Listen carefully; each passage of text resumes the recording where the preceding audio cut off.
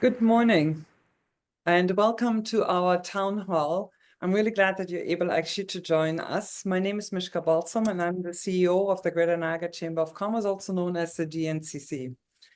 I've had many interactions or quite a few interactions looking at the list and the attendees that are part here and taking part with us. And so I'm really glad that you are with us this morning. I'd like to start out by actually taking a moment to introduce my colleagues who are with us. We have Hugo Cheshire, our Director of Policy and Government Relations, who's here. And I'm going to pass part of the webinar over to him in a couple of minutes. We also have Michaela Steeves with us, our Events and Marketing Coordinator. You might have received some of her emails as reminders of us to come together here today. And she makes everything possible behind the scenes. And also we have Jordan Amendolia, who is our Member Engagement Manager. Some of you might have already spoken to him or have had some interactions. So I'm really glad that Jordan is with us as well. And we're really hoping for this to be a very engaged one. So we're looking forward to hearing from you and also getting any questions that you have, suggestions and ideas. This is really the purpose of the town hall. But we're also pleased to have a guest with us, and our guest is with HR Covered Inc. And I will introduce them in a couple of minutes when we get to their part of the presentation and all that they have to offer. But before I start out, let me just say that today's format is I'm starting out with just a quick overview. We have found in the past that this helps individuals who are just looking of getting involved with our chamber. And secondly, then I will pass it over to my colleague, Hugo Cheshire, to give us a bit of an update when it comes to advocacy. Advocacy is something that you have expressed is important to you, that we give voice to your interests that you have. So I'm really looking forward to that. And then for the biggest portion of today's town hall, we're actually passing it over to HR Covered to give us a presentation for probably about 15 minutes and then followed by a Q&A. But please feel free to utilize the chat function and engage with us. We really are looking to hear from you throughout the town hall. So to start out, one of the things I wanted to maybe begin with is to saying that our vision at the GNCC is that we really want to see Naga and the region at its economic and social best. And that really means to us that it's something that is impacting each and every business, but at the same time also the individuals behind the scenes of all the businesses and organizations. And we find that one of the best ways to get involved or to benefit from the chamber is to being involved. And so there's almost three distinct areas of it. One of them is looking at connecting. We connect you, our members, to people, programs, and services that will enhance your business knowledge and help you drive your bottom line. And I think it's in an unparalleled way. We offer networking opportunities. We offer to connect you to individuals that you might need. Those could be talent, those could be business leaders, those could be potential clients. And this could be done by you attending some of our virtual or in-person events or workshops or seminars, anything that, that would create that connection and that engagement with the community. But for some of you, that's also difficult to do. So we also have an extensive social media and digital reach, because if in person is maybe your time doesn't allow it, your schedule of your own business doesn't allow it, but please utilize our social media and digital reach out to us and how you can utilize it, because it might help you to promote our service, your services and your products. The second way for people to get involved with us is always around advocating. We advocate for business-friendly policy, giving you a voice in government decisions, and government decisions at every level, at a municipal level, regional level, provincial or federal level. But I'm not going to expand on this one because I'm going to pass it over to Hugo in a couple of minutes. And the last way of people to get involved in is ways to save you money, affordable ways for you to do business. And your membership can increase your business visibility through online listings, sponsorship, promotional opportunities, but there are also savings involved in it. And they include our chamber insurance, cost savings when it comes to gas, shipping, purchasing, legal services, and supplies and other things. And so there's many ways for you to get involved, and the needs that you have are individual needs. So on that note of it, we just ask you, reach out to us. We'd love to meet with you. Come and visit us here. We come and visit you at your business. We can connect with you virtually or over call. We just encourage you to connect with us to explore all the options, how to best engage with the chamber. And a couple of things that are coming up that you might be interested in. We have our Women in Business Awards happening in the fall, and the nominations are open. Some of you, looking at the participants, have attended this event in the past, but if you know anyone in the community that you think, any woman that is worthy being recognized and acknowledged, check out our website at gncc.ca, and Michaela is also sharing the link in the chat function. The deadline for nominations is October 18th. And it's really worthwhile to nominate someone that you think it's really deserves the recognition and has made a difference.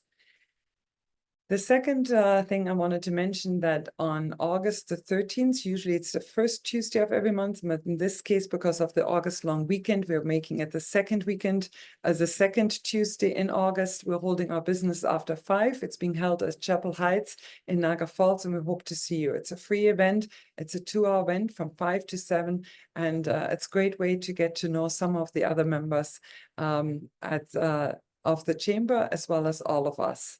And lastly, I wanted to mention that on September the 9th, we're holding our Fall Classic Golf Tournament.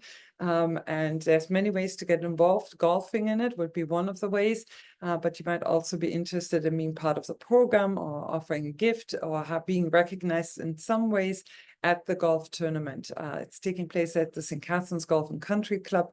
Again, it's on September 9, and we'll share a link in our chat function as well. And lastly, a couple of years back, we started our daily update. It's a Monday to Friday newsletter on what is happening in business around the region. It is being read, and we have subscribers, I believe, of 4,000 plus subscribers at this point. There's a tremendous open rate. And wherever we go, any one of us goes, someone is making a reference of the importance that the daily update plays in their life and in their business.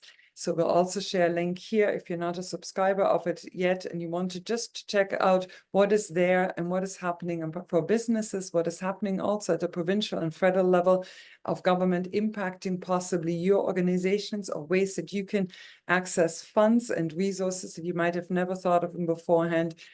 It's really a newsletter that comes into your mailbox around 4:30 between Monday and Friday, and gives you a pulse of all the relevant business news that might really and could assist you.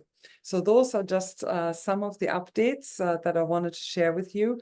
And on this note, I'm going to pass it over to my colleague Hugo for a quick update on advocacy. Hugo, over to you. All right, thanks so much, Mishka.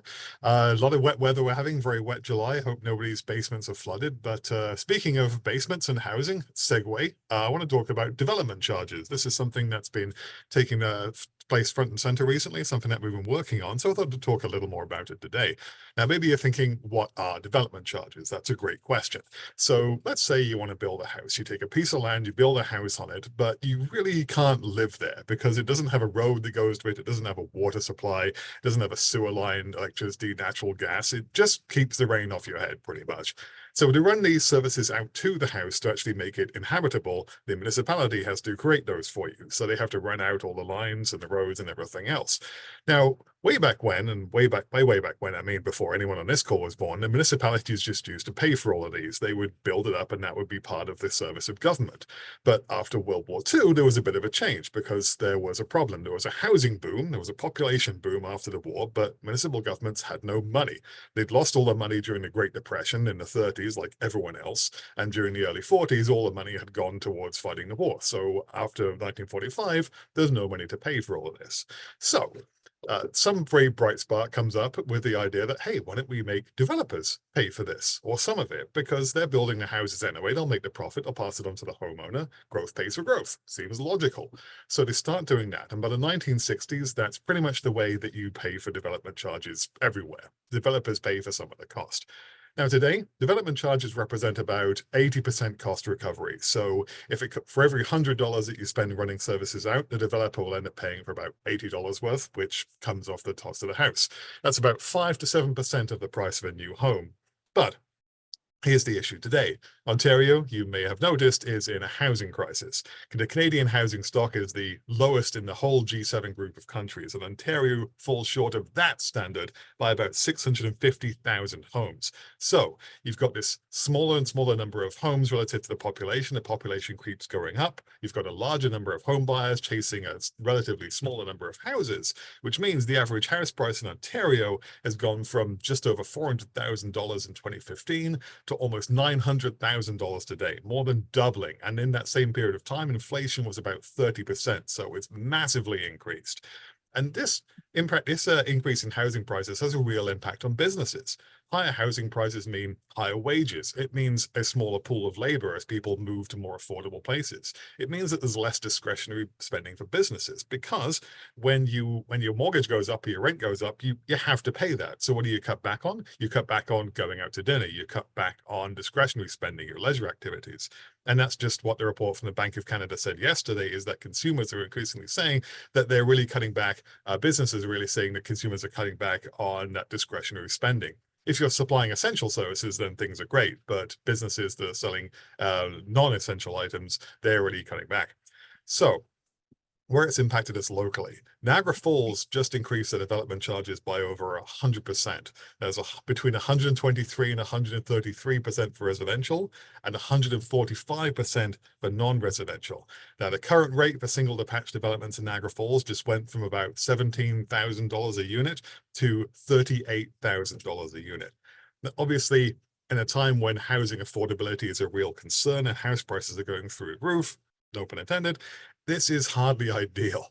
So we joined forces with the Niagara Association of Realtors, the Niagara Industrial Association, the Construction Association, and the Home Builders Association to oppose this. And we all sent a joint letter to Niagara Falls City Council saying, hey, we think in a housing crisis, this is not exactly the greatest idea. It unfortunately went ahead anyway, but we're continuing to work on this.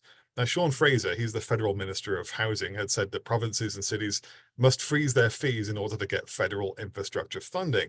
But the problem is that municipalities are in a tough spot. You can kind of see where Niagara Falls is coming from, because 45% of municipal infrastructure right now in Ontario is in a poor state of repair. And bringing that up to an acceptable standard would cost about $52 billion. So as after World War II, they don't have enough money. So you can see why they would want to increase development charges, even though it's going to have a negative impact on housing affordability, because they need the money. They have to provide this stuff. And for a municipality, you've essentially got two basic means of raising revenue. That is property taxes or development charges. And other fees as well. Development charges is a fee. So if you increase your fees, that means property taxes stay the same. But if you don't, if you want to keep the fees down, property taxes go up. That's really all they can do. Now, municipalities used to, a long time ago, be able to charge income tax as well, which was an additional revenue tool for them. But it was temporarily rescinded in 1941 and never got given back again. So that was one of those temporary things that became permanent. Anyway, long story short, there are very few revenue tools available to municipalities. Now, in addition to this burden of infrastructure, you've also got population growth. The Niagara region is forecasting that the regional population is going to increase to 610,000 by 2041. This is an increase of 27.6% in the years between a 2021 census and a 2041 census. So this is going to create a new additional burden on municipalities. So this is the issue. Development charges pretty much have to go up, because otherwise the property taxes are going to have to go way up. And property taxes going up presents a problem because it's based on the value of your home, not your ability to pay it. And with income tax, you make more money, you pay more tax. It's fair. But with property taxes, your property value gets reassessed, your property tax assessment goes up, but you're not actually making any more money. That's just an additional cost you've got to pay, and that can be a problem. If, for example, as right now, the cost of living is going up, it can be a real problem if you're on a fixed income because there's no additional money and there's not going to be any additional money to pay that. So property taxes are hardly ideal. So Well, we really think long term, there has to be a new way of looking at this. We've already done some work on this with the Federation of Canadian Municipalities. We proposed a municipal growth framework, which I talked about a few months ago. But as regards development charges, we're proposing a multi-pronged approach here moving forward to try and ameliorate this problem. First of all, we want to see shared responsibility between all levels of government. We're going to recognize that the federal government and the provincial government, they have deep pockets compared to municipalities, and they have many more revenue raising tools. They can levy income taxes, they can levy capital gains taxes, excise taxes, import dues, tariffs, all these other tools that they have to raise money. So rather than putting the entire burden on municipal governments, as has been the case since forever, then perhaps we can split this up between them. So maybe, for example, we could look at a 25% split where the federal government pays a quarter, the provincial government pays a quarter, municipal government pays a quarter, and the development pays a quarter. And that seems more fair, and it's more affordable, and it will be split amongst governments who have the means to pay it. We also want to see more predictability in development charge increases. Now, for minimum wage, for example, finally, we got to a situation where minimum wage was just tied to inflation. And every year they would announce, okay, it's going up. This is the date. This is the amount. And if you were watching inflation, you already had a good idea of what it was going to increase by anyway. So it's predictable, and you can plan your business around that. You can plan for the future. And the same with, for example, the EI contributions. They go up by a certain amount on a fixed date. It's very predictable. You can plan. Trouble with development charges is when you hear nothing and then suddenly it's increased by 133% just overnight, that is very difficult to plan for if you're a developer. And if you had made plans, if you bought property but not started yet, now suddenly your business model for that has changed because of this massive increase in price. So there needs to be predictability. It needs to be on a schedule. It needs to be according to a formula. It needs to be tied to something so that you have a reasonable expectation of how these are going to increase in future years. Also, if you do have to put big changes in place, there should be systems there to roll it out over a number of years or to grandfather in projects that have already been started and so on, just to make sure that there is that level of predictability here. Another thing we want to see as a solution to this, or part of the solution, is streamlining service delivery. Now, we have proposed in Niagara, there should be one planning department in Niagara, really. There is no reason for there to be multiple ones, and it creates a lot of bureaucracy. Additionally, not all municipalities do this the same. So you see very high growth municipalities like Welland, which have massively exceeded their housing targets because of the efficiency of their planning department. So can we take the principles that Welland has developed very successfully and just apply them all across Niagara? Why not do that? We don't need to reinvent the wheel. Someone already has a solution. Can we streamline that? And lastly, something that municipalities often say is that there are many construction projects which have been started, but which are just idle. So the permits have been issued, the planning has been done, but the land is sitting fallow and no work is being started. Now, developers say, well, our issue is we're having trouble finding skilled labor to get this done. We're having trouble with supply chains. We're having trouble with the prices of raw materials. We're having trouble with interest rates. So we don't want to take on the capital until the interest rate comes down. We can't get the building materials, or we want to wait until the building material prices come down a bit, and there's no skilled labor, or the skilled labor available is extortionately expensive, so we want to wait. But we think, honestly, someone should really look at this independently, figure out what is the cause of these idle construction projects going on and what can be done to remove those log jams. Because right now people are pointing fingers and you need a good solution to move forward. Now, obviously, this development charge issue is going to need attention from all levels of government as part of an affordable housing strategy. We're continuing to work on it with the associations I mentioned before. We're working on it with the Federation of Canadian Municipalities and the Association of Municipalities of Ontario. We're trying to find solutions that will work not just for developers, but also for the taxpayer and for municipal government, something that is sustainable moving forward.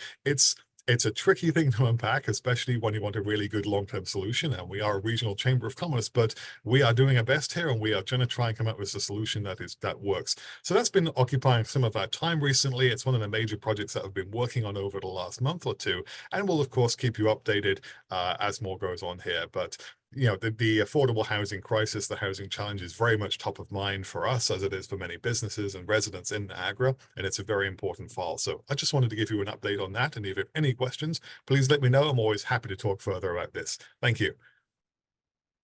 Hugo, thank you so very much for the update. It's very much appreciated. To everyone who's here today, this is one of the topics that you have brought forward to us of saying that is making a difference to you in your community, to your work. I think it's something that across Niagara we have to come together on as we're moving forward. But it's one of many of them. We do and focus on a high number of sector-specific initiatives as well in support of your industry. For example, right now, there's a significant change that is happening in the alcohol retail landscape across Ontario that is impacting many, many businesses. We're focused on that with a number of businesses across Niagara. We're looking at impacts on the agricultural sector, on the manufacturing sector, on tourism and other areas of it, and retail most definitely as well. So it is development charges are key in the pool of a high number of other issues that are our priorities right now. But before I'm moving away from advocacy a little bit and moving over to HR Covered, I was wondering if anyone here who is on this call wants to unmute themselves, has maybe a specific question for either Hugo or for Jordan or for Michaela, before we move into the topic about and the importance of HR services. So I'm wondering if anyone wants to unmute themselves, ask it. You don't need to turn on your camera, but I just thought I'll just look around the screen.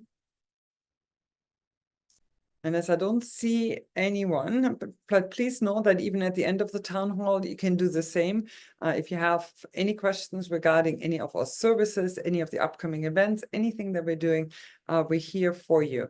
So therefore, it's now my great pleasure actually to pass this part of the town hall over to HR Covered Inc., a team of passionate HR experts from Canada who make HR simple and cover all avenues at a fraction of the cost. Backed by an extensive experience of certified and qualified HR leaders, HR Covered is the most sought after HR solution in the country. They're obsessed with navigating businesses through the rough rapids of compliance and hoping and actually achieving to save you time, money, and peace of mind. And HR has become such a critical element of all of our organizations. And on the average, especially smaller businesses that have less than 100 employees, often don't have the internal HR expertise that is needed to navigate some of the big questions that we all are facing. So I'm really pleased to be joined today by Brad Rogers, who's the VP of Partnership, and by Dave Kitchen, who's the VP of Sales. And on that note, I'm going to pass it over to Brad. And then Dave is also going to give his input at the same time. And then towards the end of it, we'll open it up for any questions that you have. So thank you. Over to you, Brad. Thank you, Mishka, and it's great to be here. I'm somewhat local. I'm about 50 kilometers down the Bruce Trail if you head towards Tobermory. Experiencing some rain, and so if you can hear that, I apologize. It's great to be here. I'm going to give a quick overview today of our program. Dave, who's with us from Vancouver Island, nice and early. Thanks for joining, Dave. I do partnerships. Dave does sales. And basically, a quick overview of our agenda. We're going to talk about the no-cost benefits that we're providing you as a chamber member. Then Dave will talk about some of our core services and a promotion we're running. We'll hit up a couple frequently asked questions, and then if you have any questions, feel free to jump in and ask. And you can also post them in the chat, and Mishka will ask them at the end. So just quickly, who we are. We support about 2,000 Canadian businesses and not-for-profits from across the country. And we offer subscription-based HR services, typically for organizations that don't have in-house HR and probably never will. We do work with some businesses as well that do have in-house HR. Our sweet spot is 1 to 40. And one thing that we're really proud of is that our average resolution time to solve a problem with our client is 42 minutes. So we pride ourselves on being very affordable and very fast at solving issues. So just go over the no-cost benefits that you get as part of the chamber. So number one, we have this. This will go out at the end of the email. It's going to cover everything that we're going to talk about today. You can click on it to get access to your. It's posted in the chat. If you want to watch a 90-second video on what a compliant policy manual is and why you need one, there's a link there. Same with booking your meeting.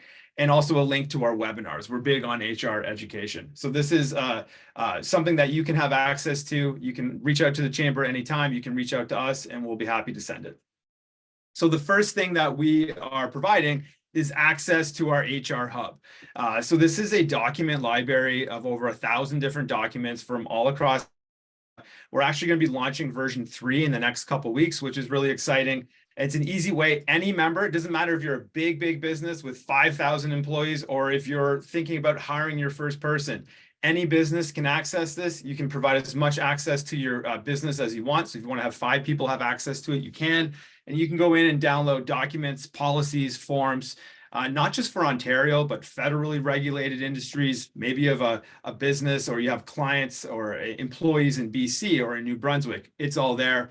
Plus our webinars live there, our newsletters live there, and our blogs live there. And we're going to continue to make the HR Hub even better. We're going to have a chat bot soon, so you can actually ask questions to find things. So it's basically a search engine on steroids, for lack of a better term. So that's a benefit that everyone has access to. Again, it's in that one pager that we will make sure everyone gets access to at the end. All you need to do is register and you have that access. The second component is the compliant policy manual. So this is something that we ran as a pilot at the beginning of the year. It was really successful, and now we've integrated it into our program. Now, this does require a 45-minute meeting. We ask a couple questions ahead of time. You come into the meeting, it has your logo on it, how many staff you have, and we walk you through in terms of what the policy is, how to implement it, and it covers all the policies you need to have in Ontario and all the policies you should have. In Canada, there's only 2 things that protect companies. It's the compliant policy manual and the employment contract. So this is a really great cornerstone of becoming HR compliant, and we're happy to provide that. Again, in that one pager, there's a link. Darcy, our head of HR, does a great way, explains what it is in 90 seconds. So it's definitely worth checking out. And again, you can book that meeting at any time and we'll get it made totally free. The last component is HR education. So we're big on this. I host our webinars. We try to make, HR is not the most exciting topic, but it's an important topic. So we try to make it as fun as possible. They're usually about a 15-minute presentation and then an open Q&A for 45 minutes. We get anywhere from 200 to 500 businesses attend. About half of that show up, but everyone gets a copy of it. That link is on that one pager. And it's also, if you register for the hub, you can go back and see all of the webinars that we've ever done. We do about 5 to 8 per quarter, and we update our landing page with the schedule that you can sign up to, any ones you want, a quarter in advance. So that's something to definitely check out. It's a great way just to kind of ask some questions or just sit back and listen and hopefully have a couple laughs as well. And then just quickly before I pass it over to Dave, as a company, we're really proud in offering a 30-day money-back guarantee. So if you buy any of our core services and for whatever reason, it's day 25 and you don't want it anymore, we'll give you your money back, and whatever you have, no questions asked. So we've been doing that since day one. One other thing that we do for chambers with our paid services is that if you buy a 1-year subscription to our services, we give you the baker's dozen at no cost. So if you buy a 3-year, you get 3 months added on to your plan. You buy a 2-year, you get 2 months added on. And so that's something that we're really proud about. This pricing here is an example of a business between 1 and 5 employees. Again, very, very attractive. And Dave will explain a little bit more about what unlimited HR is. But this is something, just in terms of that extra coverage, that's something we only do for chambers. So it's something that you can definitely take advantage of. And now I'm going to pass it over to Dave. Nice. Good morning, everybody. I'm going to go through some of the sort of big picture, core services we have, but the big picture things that are included in each service. And then I'm going to talk a little bit about what that meeting looks like. I think it's really important to disclose that.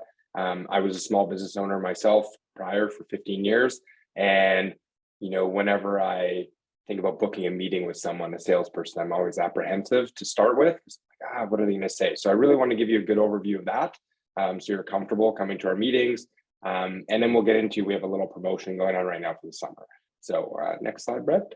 So core services, really the first one is the most important one. It's unlimited HR. So this is particularly important because it gives us a chance to help you be proactive in your HR documentation, but it also allows us to help you when you're being reactive. The majority of time, small business owners are being reactive, right? We're busy running our business. We're busy doing the day-to-day stuff that generates revenue, because that's probably the most important thing. And then maybe we forget about some of the documentation and things that should be in place, or we simply don't have time. So in Unlimited HR, we'll focus on helping you implement the manual that we're going to build for you. We'll also help you find what you need in the HR Hub. And then if you can't find something in the HR Hub, we'll actually write it for you. So in under 5 business days, we will write a documentation for you from scratch, included in that membership. So that's a key component. The other key component when you're starting out to protect your business is to have employment contracts. In this package, you'll be able to work with an HR person.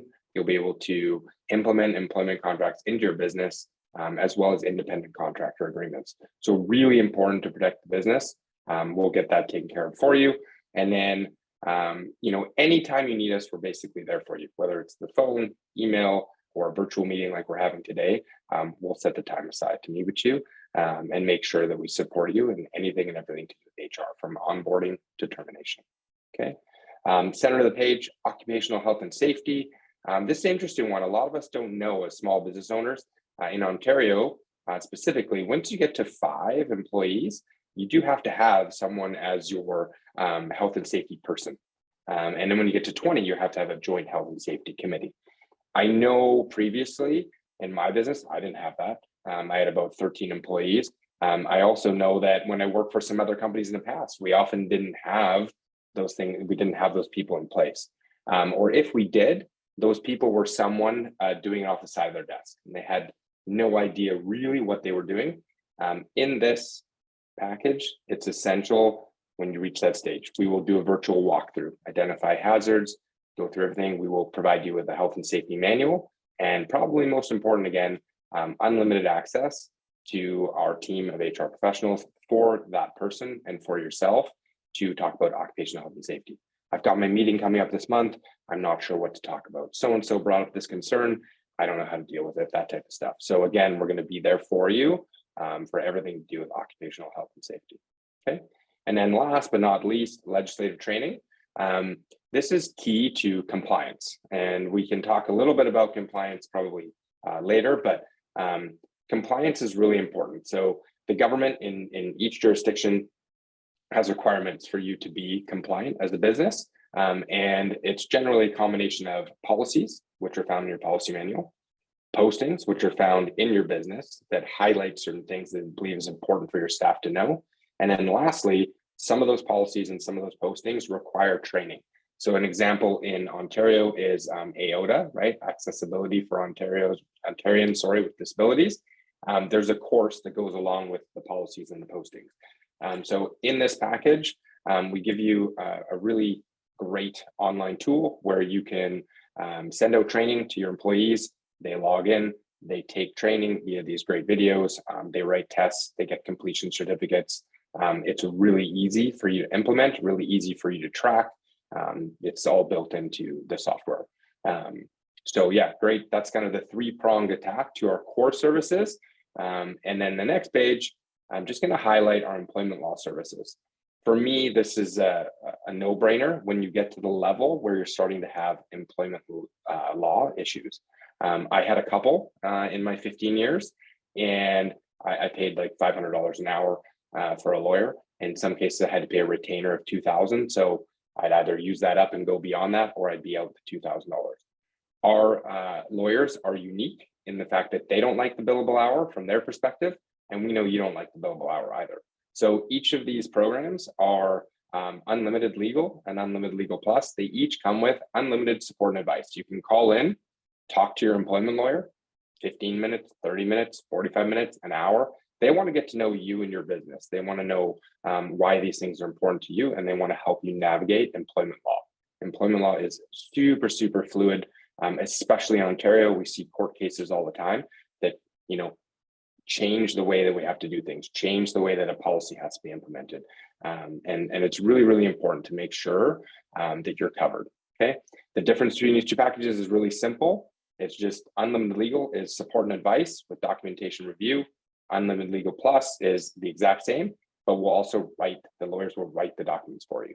So if you need a custom contract or something like that, if you're like Brett and you make a lot of money, you might want to write a custom contract for that person versus just use an employment contract or an employment template. So that's kind of our law services.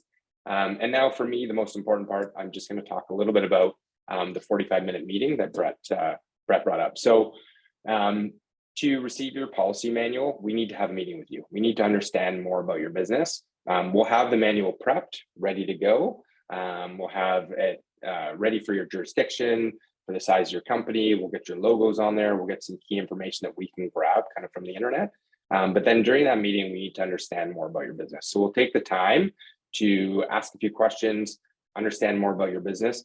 We will also share with you, we've met with, I didn't look at the statistics yet for this year, but last year we met with like 10,000 businesses. We learned a lot from those meetings. So we'll share some of the findings, right? And be able to have a back and forth consultative conversation with you to figure out, what's going to be best for you and your organization. So we'll give you an overview of the policy manual. We'll also run through a demo of the HR Hub that Brett talked about, the training platform that I reflected on for legislative training, talk about compliance. Finally, we'll get to 10 minutes or so educating you on employment contracts. It's probably the most important document out there that you can have, and it's often done wrong. People often have an offer letter or a very simple email that would not be enforceable if something ended up in court. And then lastly, we'll kind of overall, after this meeting, we'll assess your vulnerability from an HR standpoint. Okay. And then of course, at the end, we're giving you guys some free stuff. We want to build some trust with you. We want to support the chambers. We want to add value to the chambers. But then at the end, if there's a need that's come up during the conversation, we will present to you our paid services. So those services that I just went over, we'll talk about unlimited HR, legislative training, occupational health and safety, those types of things. And we'll present you with a price. And then at the end, of, like always, there's a chance for some questions and answers. But really, throughout the entire call, it's very much a back and forth question and answer type call, very consultative. Okay, so you shouldn't fear booking a meeting with us. Right now, just so you guys know, you get some of the benefits that Brett talked about. So if you sign up for a year, you get an extra month. For 3 years, 3 months. If you purchase 2 years, you'll get 2 bonus months. Right now, we're running a promotion. If you purchase 2 years, you pay for the upfront. You get 20% off the total, and then you still get those 25th and 26 months for free.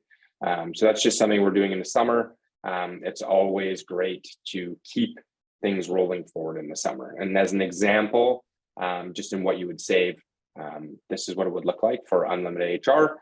So the regular price is $29.98 on the 2-year plan. You save 20%, that knocks about $600 off the price.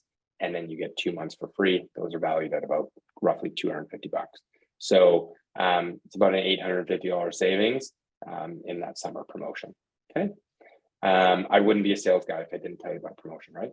We're going to move forward. Last piece, frequently asked questions. We thought we'd get your juices flowing by sharing a few of those, and then hopefully you can add in. So first one, I'll fire at Brett, which is how do I access the HR Hub and book my meeting to get a compliant policy manual?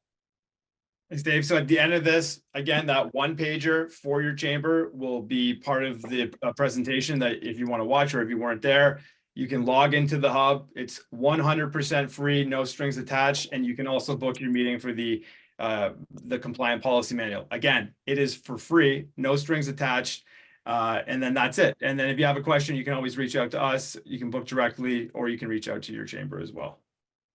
Okay, Dave, just quickly, are we okay for time, Mishka? Just want to make sure. We're perfect. Okay, really great.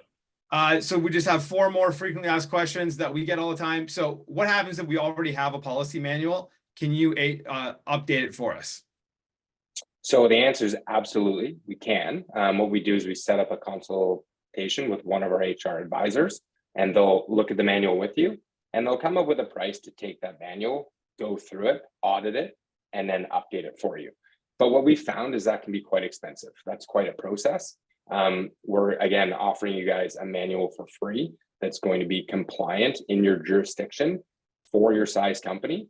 And we just find after all these years of building these manuals that it's easier to implement a new manual, and then maybe some of the few policies that you really love, you can migrate into that new manual versus redoing your existing manual. Once we become a client, how do I use my membership? Yeah, I touched on it earlier. It's really simple. You can email us, you can call us. Either way, we'll get back to you 60 minutes or less. That's our service level guarantee. I think right now, Brett shared, I think we're sitting at about 42-minute response time on average. But we're 60 minutes or less, we'll get back to you. And then virtual meetings just like this, face-to-face over the internet. We are a fully remote company. We have people across the country and around the world that are going to serve you. And our goal is to be fast, right? You're often reacting to situations and we want to get back to you quickly. What does it mean to be HR compliant? Again, I sort of alluded on this earlier, but the government in each jurisdiction, again, the government of Ontario has certain requirements for you to be compliant. And again, those are having the correct postings posted in your business. These are determined by the government, the things that they think are valuable that should be accessible to your employees. And some of them are for your customers as well. Having correct policies in place. So those should be in your policy manual. And then lastly, training on things like WHMIS, AODA, occupational health and safety, violence harassment. I've met with other companies like HR Covered. How are your prices so competitive? They're competitive because we've done a lot of this. We've met a lot of companies. We understand you. We do want to hear from you. We want to know your specific needs, but we understand small business and not-for-profits in Canada. So it's allowed us to become really, really efficient when we're building out these policy manuals, when we're writing policies. Our team of HR advisors, I believe the lowest tenured person on our team has 23 years of experience. You guys can imagine that when you ask someone with 23 to 36 years of experience, how quickly they can answer that question versus a new HR professional who's been doing it for a year or two. And that's it.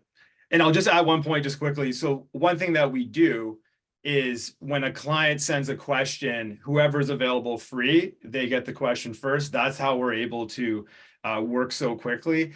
At the end of the day, our focus is to help small business by offering really quick and affordable service.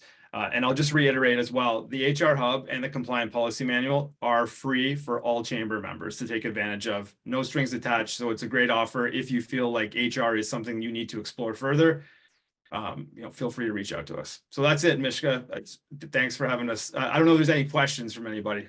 We're happy There to are answer. actually a couple of questions that have come in and I would like to get to it. But first of all, thank you so very much for your overview of it. I think it was really comprehensive and probably answered a lot of questions that some of our attendees might have had. I also want to congratulate you on your commitment to actually responding in a really timely manner. I've heard this about your company. And when you think about the stress that it creates when people have HR and urgent HR issues, so it's really good to see it. So thank you so very much for that. So there's about 2 or 3 questions that have come in, and I think they might be of value to everyone who's on this call. So the first question, I think it might be for you, Dave, but the question was, how often do companies have to update their HR policy manual? And I thought that was a really good question because we have a couple of people saying like, mine is up to date. I'm always keeping it up to date. But how often do we need to look at it? How often do we need to update it? Yeah, I wish I had a crystal ball and could give you guys an exact answer on how often, but it's really anytime the government changes anything, which we know they like to do all of the time, we're looking at updates. And so one of the great things about being a part of our membership is every month we release newsletters. The very first thing at the top of those newsletters are updates, whether you're going to update it yourself, or you're a member, and we're going to then basically update it for you. Those are services that we'll offer you, and we've seen it happen 3 or 4 times in a year, and then we've seen it happen where there hasn't really been a significant update in a year. So it really is difficult to give you an exact answer, but again, at the very least, if you're in the hub and you're getting our newsletters, you're going to be alerted of these updates, and then it's something that you can do on your own, or something you can come to us for, especially if it's a complicated one. That's excellent. Thank you so very much. Brad, I think the next question might be yours. I'm not sure, but the question was, we have a lot of smaller businesses that have not budgeted for HR services, particularly had the sense we can handle it internally. I have one of my staff members who's spending 20% of their time on those kind of things, but all businesses, all organizations budget. And what is kind of the budget for HR services that a business should actually allocate, and saying, this is really the cost that you need to allocate to that in an effort to actually save yourself costs in the long run or expenses in the long term. But do you have an idea for anyone who is looking at budgeting for it? Sure. That's a great question. I mean, as a company, when we focused initially just on not-for-profits need to have budget certainty when they're looking ahead. And so we really worked well in that space. So for small businesses, let's say you have, 5 employees, right? And I'll go back to unlimited HR as an example. That's unlimited access to our advisors. You can ask as many questions as you want, but that comes in at $1,500 a year on a 1-year plan. If like for the promotion, if you do a 2-year, you're going to save 20% on that. Plus, we're going to give you that extra month. So I would say, for a small business, depending on, are you doing occupational health and safety on your own?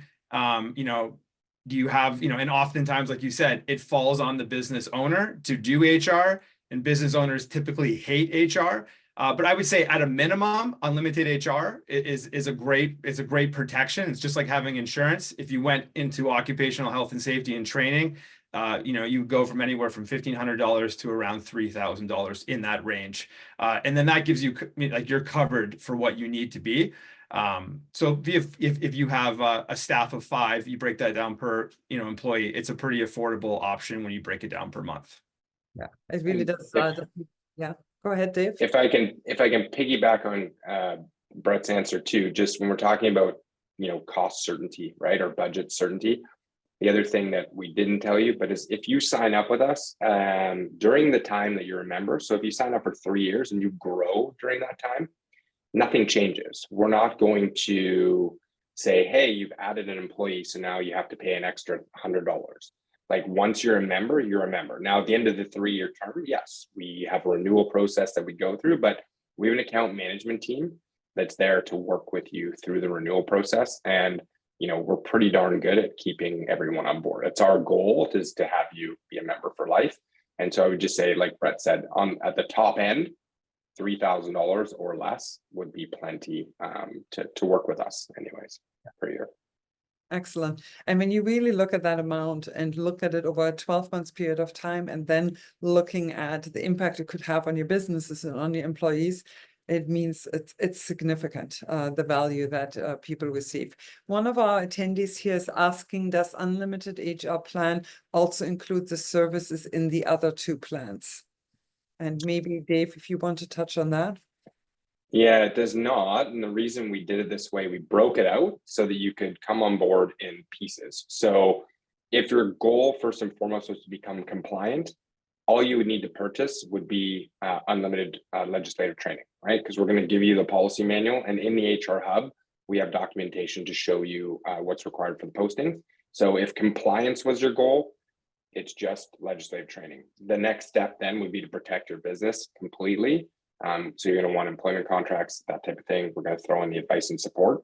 So generally speaking, Brian, we recommend most businesses start with legislative training and unlimited HR to get them rolling. And if that's simply not in the budget, then hey, let's get you compliant to start with.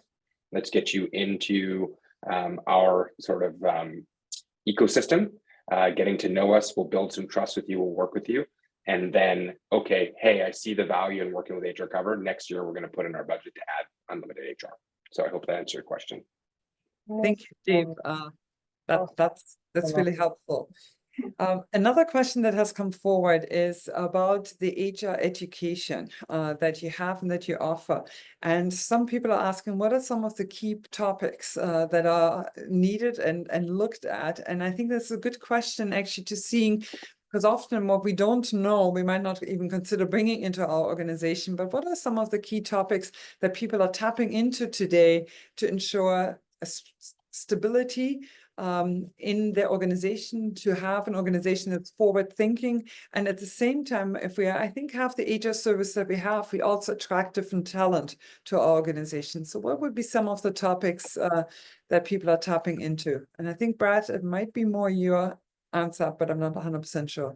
Yeah, I'm just going to literally read from my slide. So some of the topics that we've done, employment agreements and termination clauses, workplace harassment and harassment investigations, the HR cover compliance checklist, one-stop compliance explained, managing sick leaves and the importance of appropriate medical, the most common misunderstood and misused HR terms and practices.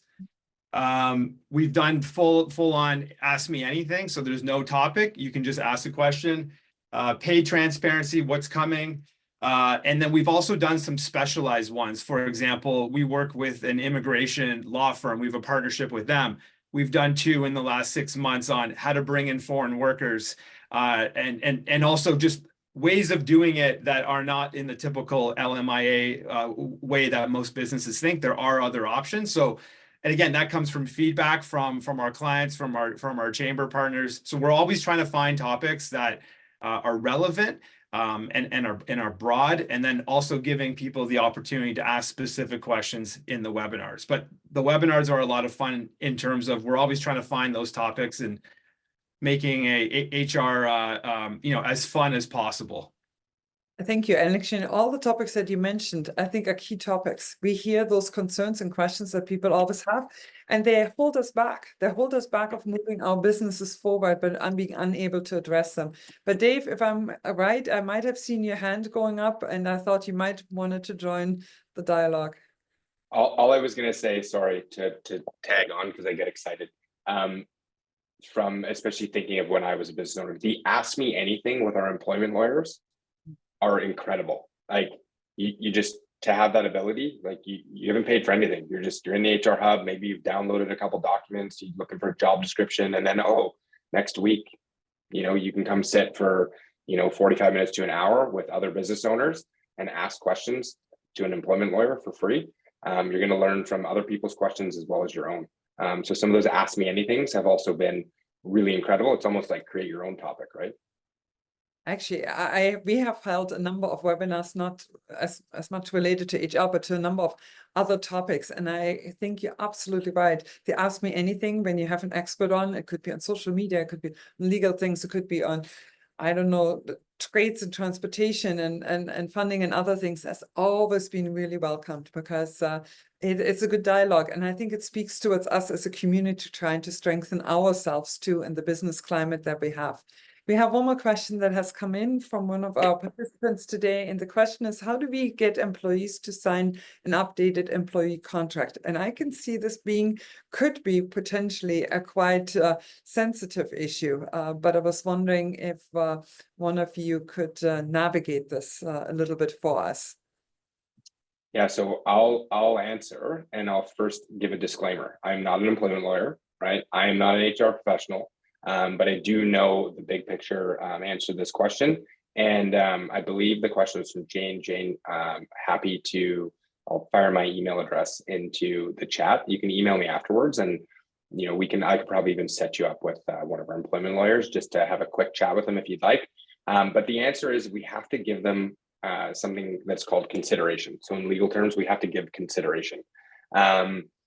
And consideration can be many things. Again, I wish I had a crystal ball, same with our lawyers, on what is the right amount of consideration. So sometimes things go to court and, the judge might say, yes, that's a great amount of consideration, or that's not. And so what is consideration? Well, consideration is giving the employee something so that they sign their contract. Because essentially when an employee signs a contract, they're giving up some of their basic rights, right? They're saying, hey, you're going to give me a job, so I'm going to give you my time. I'm going to give you this. I'm going to give you that. So it can be at various levels. Our recommendation is to do performance reviews with your employees on a yearly basis at a minimum. And if you're going to give them something in that yearly review, hey, you're doing great. Well done. we're going to give you a raise and we're going to change your title, that's a great opportunity to give them a new contract with that new raise and that new title. And that would be consideration, right? Another important one to understand, and it falls into this, is employment agreements need to be signed before they start work.